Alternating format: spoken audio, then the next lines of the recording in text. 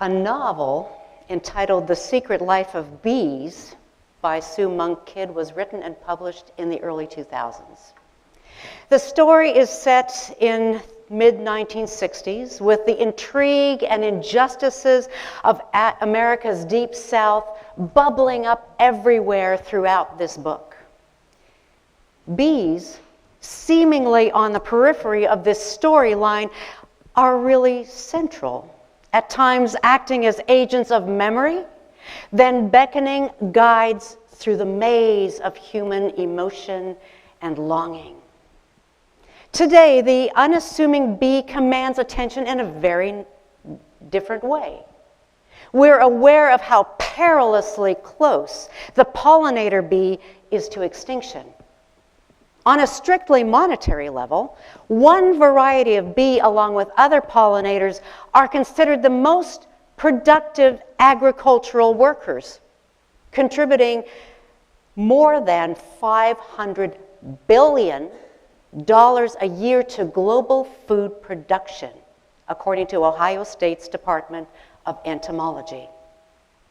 On this level, we could also speak about the secret life of bees, because who of us thinks about the vital role of pollinators as we enjoy a luxurious salad or bite into a juicy ripe peach, or even as we allow that exquisite chocolate delicacy to melt on our tongues? I really loved reading that book, marveling at the storyline wrapped around the beautifully, rarely considered member of the natural world.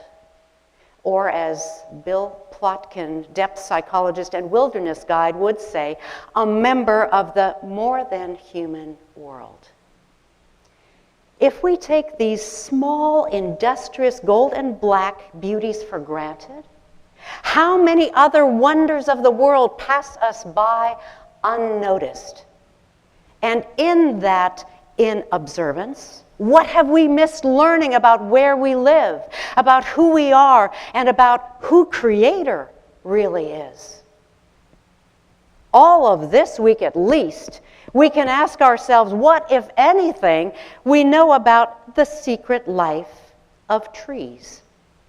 As they bent and swayed and ignited and exploded in the flames of the Southern California winds and inferno, did we notice and wonder what they knew in advance, how long they had already sensed danger, how they reinforced their root system for just such an eventuality?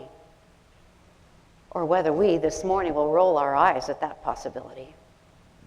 But in recent years, this possibility has become mainstream science. Richard Powers is the Pulitzer Prize-winning novelist whose recent book, The Overstory, weaves together the lives of 9 individuals whose unique relationship with trees brings them together in a shared mission to protect the natural world.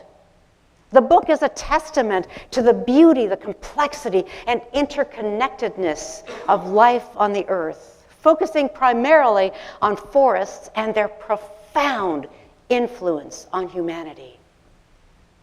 One of Powers' characters, Patricia Westerford, a botanist, discovers that trees communicate with each other, though her findings are initially dismissed by the scientific community. Now, this is a nod to an actual scientist by the name of Suzanne Simard, whose 3 decades of research on tree connections within the northern forests of British Columbia brought her to the place of writing the book Finding the Mother Tree, published in 2021. Simard is a professor of forest ecology at the University of British Columbia. Rod has read The Overstory, and we have both read Finding the Mother Tree.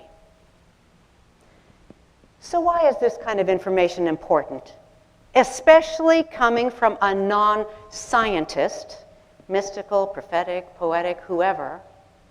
Why? There are so many reasons, but this morning we're just going to dip our toe into the water as we remain on the banks of the river. If you are an e-news reader, You may have seen the summary for the direction of today's and next week's sermon. You may have noticed these words. Nature, the first incarnation of God, is above and around and beneath us. We are not alone. We have lessons to learn, comfort to gain, guidance to glean from our more than human world siblings. And you may have wondered, what does that mean? Well, we likely have heard of the first incarnation of Jesus Christ, especially during Advent. But the incarnation of the Christ in nature? How is that even possible? Let me begin by pointing out that these insights are not original with me. The book that singularly put me on a very different theological trajectory is Franciscan Father Richard Rohr's book, The Universal Christ. I didn't know how profound it would be in my life when I first read it, but it's become apparent to me in the years since that time. Father Richard opens the book with a story of a 20th century English mystic, and mystic being defined as someone who sees things in its wholeness, the connection between things, the presence of the divine in all things, not just in rationally, narrowly defined theological terms. So this English mystic by the name of Carol had an experience on a London subway train in which she suddenly was able to see Christ in everyone without exception. This remarkable revelation followed her throughout the coming days until it gradually dissipated. It transformed Carol's life. The question that flowed out of this experience for Father Richard was, who is this Christ that Carol saw permeating and radiating from all of her fellow travelers? And then he goes on to state, clearly it was not just Jesus of Nazareth, but something much more immense, even cosmic in its significance. This was enough for Father Richard to continue researching what had already long been a belief, given his foundation in Franciscan theology. Francis of Assisi, of course, was one who saw God in everyone and everything around him. The one who preached his first sermons to the trees in the forest and the animals in the field. The questions that arise already in Father Richard's prologue are these. What if Christ is the name for the transcendent within everything in the universe? What if Christ is a name for the immense spaciousness for all true love? What if Christ refers to an infinite horizon that pulls us from within and then pushes us forward too? What if Christ is another name for everything in its fullness? So if that language is a little bit too theological for you for 11 o'clock on a Sunday morning, think about it this way. If the Christ refers to a divine presence that exists far more broadly than only in the person of Jesus, whom we have come to meet through the gospel writings, what does that mean? What if the Christ is the presence, the life energy, the personal companion, the connecting thread for everyone and everything in the cosmos, including Jesus while he was on this earth, including each person who has walked this planet, and that's you and me, and even that neighbor down the street with all of her different perspectives. That includes every drop of water, every speck of sand, every flower petal, every species, every flame of fire, past, present, and future.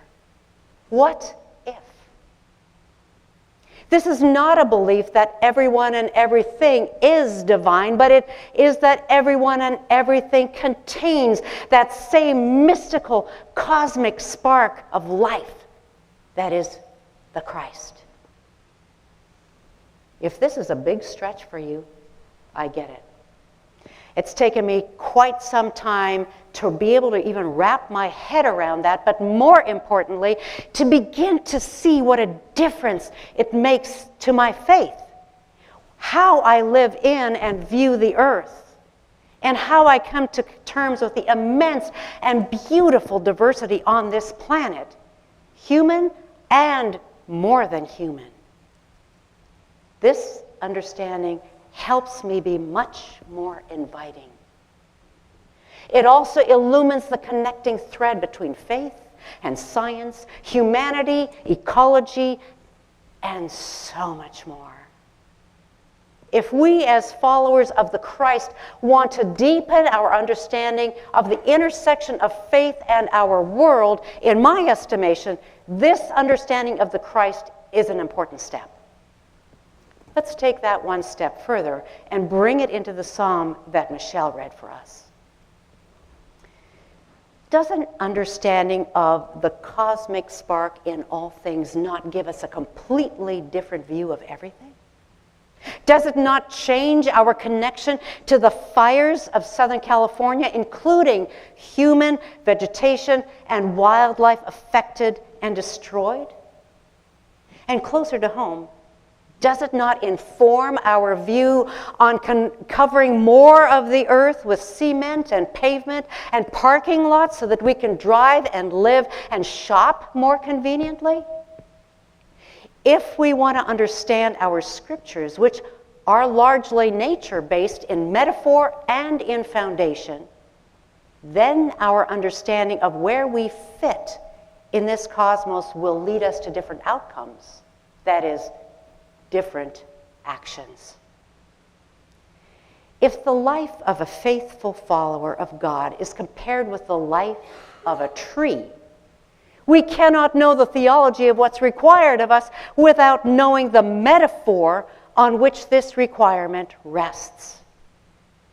In other words, according to Psalm 1, we need to know something about trees before we can understand how our lives are reflected in the life of trees. This means we need to understand the first incarnation, which is the Christ spark, the divine in nature, before we can adequately make sense of the second incarnation, that of the Christ choosing to be visible in human form, in Jesus. According to Psalm 1, what is a tree like? It's planted next to water. It bears fruit. It has beautiful foliage. And it thrives as a tree. For your life and mine, that means being grounded and having a root system with immensely strong connections is crucial. That's being grounded, being planted. Being next to water is imperative. That nourishes us. Knowing what is yours to do, that is, knowing how to define your fruit. Allowing your beauty and your gift to find full expression, which is like foliage. And to thrive as you. Prospering in what the Christ spark has placed within you to accomplish in this world. It's different from mine, from the person next to you, and from everyone else's. It's also different from a rock, or a snail, or a flower, what they are here to be. You are the only one who has been given your task, your blessing, your beauty. The word translated as happiness in the Inclusive Bible is translated as blessed in other versions of the Bible. If we live like trees, we are grounded, extensively networked. We have an anchor. If we live like trees, we are doing what is ours to do and doing it beautifully. If we live like trees, we are taking our place as equals to other humans and next to the more than human inhabitants of our earth. If we focus on this task, we'll have neither time for nor interest in violence or associating with criminals or sitting with people who belittle others. And those are the first lines in the psalm that Michelle read. And then what follows? Happiness, blessing. That's what follows when we live as ourselves, what we are here to be and do. In the news reports of this past week, horror has expressed much about the loss of human life and property, including the church property of our own sibling congregation in Altadena. These reports have shown the gravity of a violent natural force which has devastated entire segments of a city. They are grave, they are heartbreaking, long-term losses.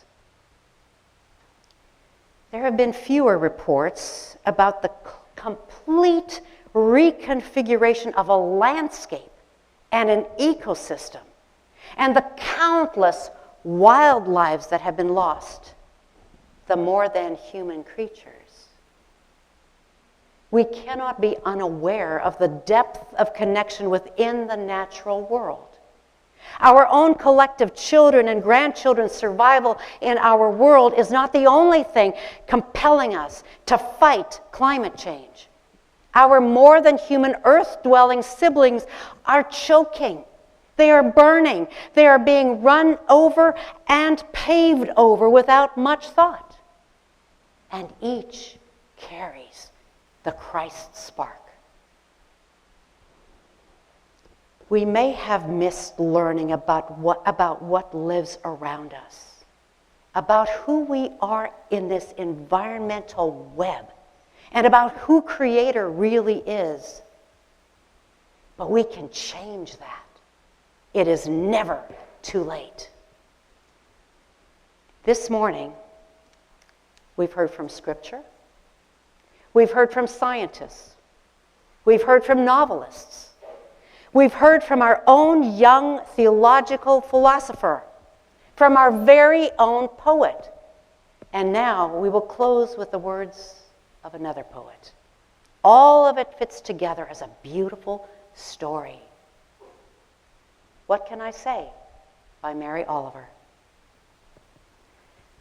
What can I say that I have not said before? So I'll say it again. The leaf has a song in it. Stone is the face of patience. Inside the river, there's an unfinishable story, and you are somewhere in it, and it will never end until all ends. Take your busy heart to the Art Museum and the Chamber of Commerce, but take it also to the forest. The song you heard singing in the leaf when you were a child is singing still. I am years lived, so far, 74, and the leaf is singing still.